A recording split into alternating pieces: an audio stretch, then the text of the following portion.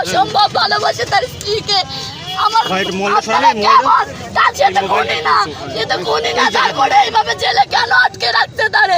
তার স্ত্রী কষ্ট সহ্য করতে না পারে। আমার বোন, আমার একটা বোন, আমার একটা ভাগ্নে আত্মহত্যা করছে, কত কষ্ট নিয়ে মরছে। রাজনীতির কি এই পরে নাম হলো? এত এত কষ্ট করছে, সে তো কোনো খুনি না, তার ছোটখাটো মামলা। তাহলে কেন ছাড়লো না? কেন ছাড়লো না? এখন কেমন আছে তোমার কাকা? আমার ভাইয়া, আমি আমার দুলাভাই না, আমার নিজের ভাই চোখে দেখতাম। সে তার কোনোদিন কাঁদতে দেখিনি, তার কোনোদিন কাঁদতে ভাই একটু সোজা যান, গেট বলবে না। ভিতর ঢুকবো না, আমরা ভিতর ঢুকবো না, এই যা দাঁড়ায় থাকবে, এটা নিয়ে আপনার ভিতর ভিতর দরকার ক্লিয়ার। আর কেউ ভিতরে আসবেন না, একটা লোক ভিতরে আসবেন না, একটা লোক না। আপনারা ভাই পরিবেশ নষ্ট করেন না ভাই। আপা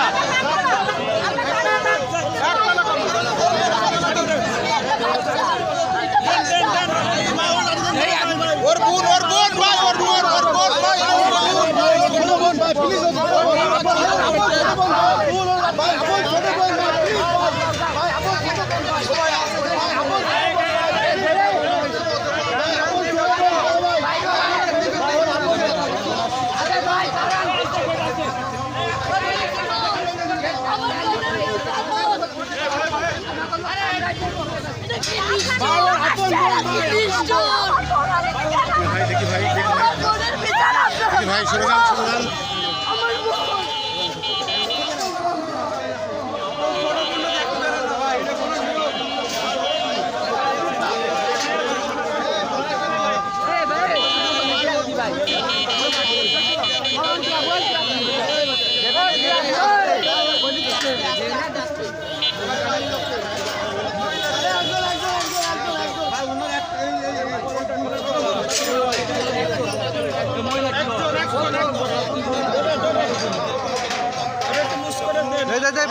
ভাই একটু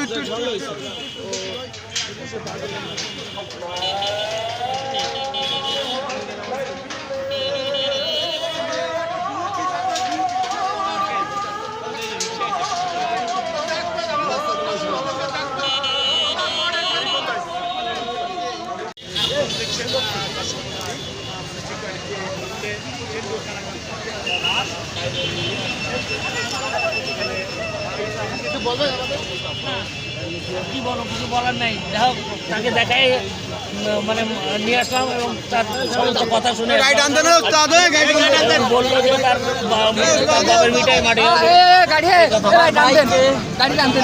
বাচ্চাগুলো নিতে দিনে বাচ্চাগুলো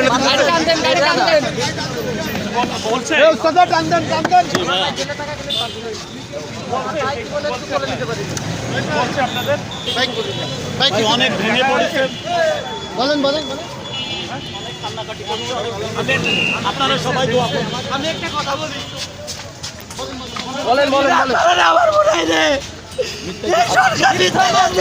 এই সমস্ত কথা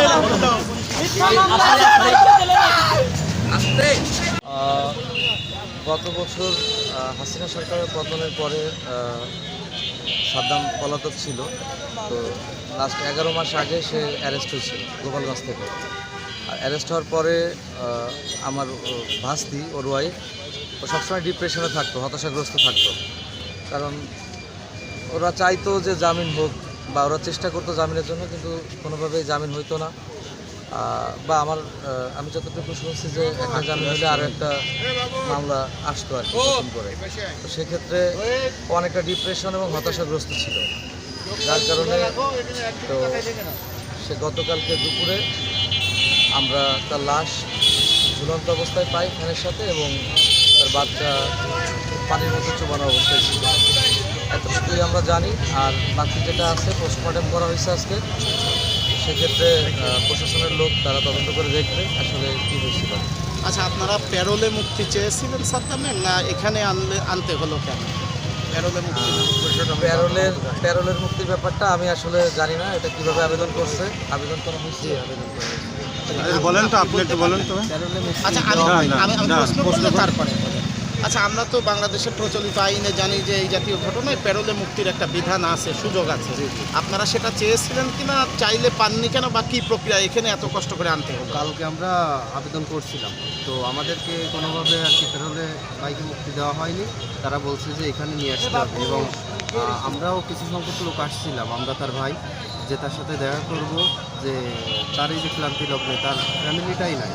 তো আমাদের দেখলে হয়তো বা একটু ভালো লাগবে, কিন্তু কিছু সংখ্যক 3 থেকে 4 জন লিমিট লোক নেওয়া হয়েছে, তো আমাদেরও ঢুকতে দেয়। আসলে এই যে দুঃশাসন, সাদ্দাম ভাই খুবই ভালো মানুষ এবং তার ফ্যামিলিও খুবই ভালো মানুষ।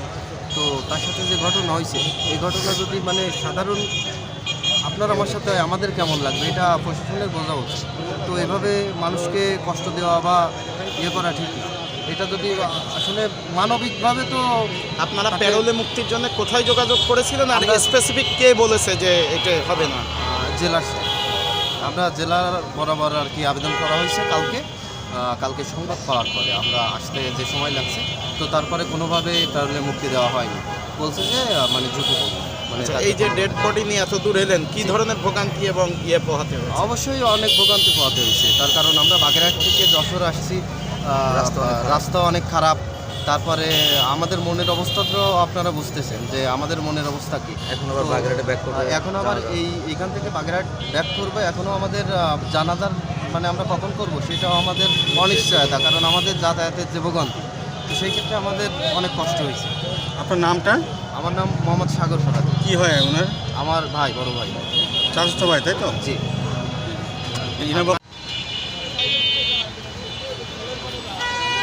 মানে আমাকে ঢুকতে দেবে না, হ্যাঁ? যেহেতু কারণে দেবে না।